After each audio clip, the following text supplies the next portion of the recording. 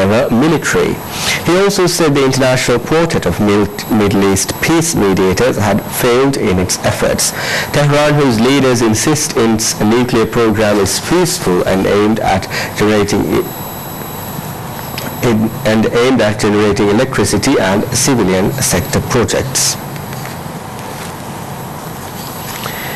UN Secretary General Ban Ki-moon renews his call for progress in the Middle East peace process, citing the toll taken on economy and lives of Palestinians by the ongoing Israeli occupation. Speaking to the participants at the UN seminar on assistance to the Palestinian people, which is taking place in Cairo and organized by the General Assembly's Committee on the Exercise of the Inalienable Rights of the Palestinian People, UN Secretary General stated that economic progress cannot be reached and sustained absent a credible political solution on the horizon. Ban got a first-hand look at the situation on the ground and challenges on the road to peace during his trip to the region last week that included stops in Israel and the occupied Palestinian territory. The Secretary General also voiced concern about the fragile financial situation of the Palestinian Authority, warning that continued shortfalls could challenge the impressive progress in the institution building. He called on donors to deliver their 2012 contributions to the authority as soon as possible. The Special Human Settlements Program led by UN Habitat seeks to improve the human settlements conditions of the Palestinian people while simultaneously contributing to bring peace, security and stability to the region. The program has received financial support from Bahrain, Saudi Arabia and the European Union. In addition, some countries that were involved in the establishment of the program's advisory board include Israel, Jordan and the United States. UN General Assembly President Nasser Abdul Aziz al-Nasser urged the President of the Palestinian Authority Mahmoud Abbas and Israeli Prime Minister Benjamin Netanyahu to recognize the need to rebuild momentum and set the stage for progress in peace negotiations. A travel advisory has been issued to tourists visiting Maldives from China and India by the governments of these countries due to the upheavals and current unrest going on in the Maldives. Citing a statement released by the Chinese government, some media stated that Chinese government issued this travel advisory due to the unrest going on in the Maldives at the time. It also said that Chinese tourists currently in Maldives is in a state of panic.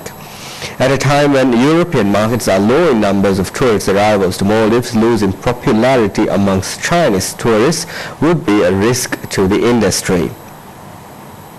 China has been the top market to Maldives in the past 2 years. Additionally, the government of India, which is a flourishing market to the Maldives, has also issued a similar advisory for Indian tourists not to travel to Maldives at the time.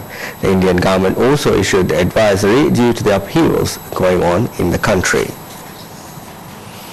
The Maldives Inland Revenue Authority, MIRA, extends the deadline for the taxation. According to MIRA, those who did not pay the tax earlier have started to pay. MIRA changed the due date of collecting GST from 31st January to February 29th.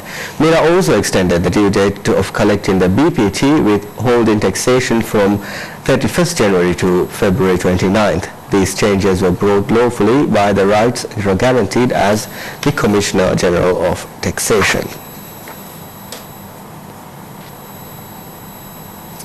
Finnish mobile phone maker Nokia announces the details of 4,000 job losses at plants in Hungary, Mexico and Finland. The company said the plant would remain open and focus on customizing phones while the actual assembly would move to South Korea and China. The cuts are planned to be complete by the end of the year. Nokia said the move is aimed at placing its production closer to its component suppliers who are also based in Asia. Greek Prime Minister Lucas Papadimos fails to secure the support of his coalition for a draft of new austerity measures after more than 7 hours of talks. He met officials from 3 parties to try to secure a deal leading to a fresh bailout package. Media reports say the main stumbling block was proposed pension cuts. The main stumbling block for Prime Minister Papademos-led meeting with the officials from the coalition government was the pension cuts worth 600 million euros reportedly proposed in a draft text agreed by the Troika, representatives from the European Union, the European Central Bank and the International Monetary Fund, and the Prime Minister. The document is also said to include a 20% minimum wage reduction and the sacking of 15,000 public sector workers. Immediately after the talks ended, Prime Minister Papademos held a meeting with officials from the Troika of bailout creditors which broke up after several hours. A statement issued by the Prime Minister's office said the aim of the meeting with the Troika was to conclude the agreement before today's meeting of Eurozone finance ministers. Greek Finance Minister Angelos Venizelos is travelling to Brussels to explain the sticking points of the deal to the Eurogroup. As part of Greece's new 140 billion euro bailout deal, which is Greece's second international bailout, Prime Minister Papademos and Finance Minister Evangelos Venizelos have also been engaged in a separate stand of negotiations with private creditors over a write-off of up to 70% of the value of the money owed by the Greek government. Three officials from the International Institute of Finance, which is negotiating on behalf of the private creditors, completed talks on Tuesday night and returned to Paris. The English Football Association confirms that England national manager Fabio Capello has resigned from his post with immediate effect. The decision comes following Wednesday's hour-long meeting between Capello and English Football Association chairman David Bernstein at Wembley Stadium. The meeting came after Capello openly criticized on Italian TV that English FA's decision to remove John Terry as English captain. Chelsea defender Terry is due to stand in trial in July after the Euro 2012 finals finish on allegations of using racist language against QPR player Anton Ferdinand. A goal in each half from Cesc Fabregas and Xavi ensures Barcelona progress to the Copa del Rey final at the expense of a 10-man Valencia last night. There was all to play for with the tie finally balanced at 1-1 heading into Wednesday night's second leg at the Nou Camp, and the hosts needed only 16 minutes to take the lead from a neat finish from Fabregas. Sofiane Ferhouli was sent off for the visitors in the 76th minute for a second bookable offence, as soon as Xavi ascended and eased any Barca nerves by grabbing his side's second goal. And in some lighter news, this means War marks a new territory for its three leads, Reese Witherspoon, Chris Pine and Tom Hardy, as they are all doing something on screen for the first time. The film from Charlie's Angels director McGee asked the question.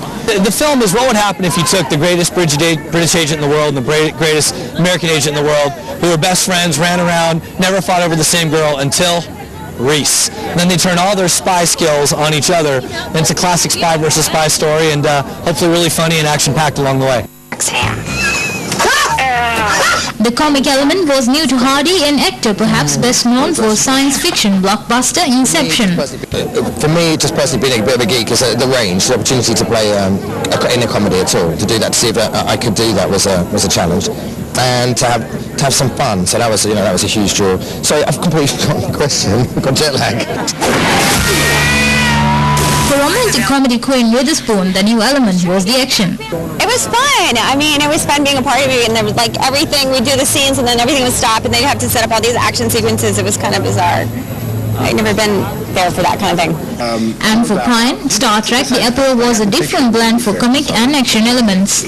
I guess it had a taste of all of it, a little bit, but what I liked about it was that it was, McGee kind of threw all these things into a pot, and the last thing I'd seen kind of like it was maybe Mr. and Mrs. Smith, and I thought maybe True Lies, but it had a McGee flavor to it, and McGee makes, if he makes anything, really good pop culture movies. This means War opens February 17th in US cinemas and February 14th in the UK. Oh my God! And that's all the news we have for you this evening. Thank you for joining us. Have a good evening. Bye-bye.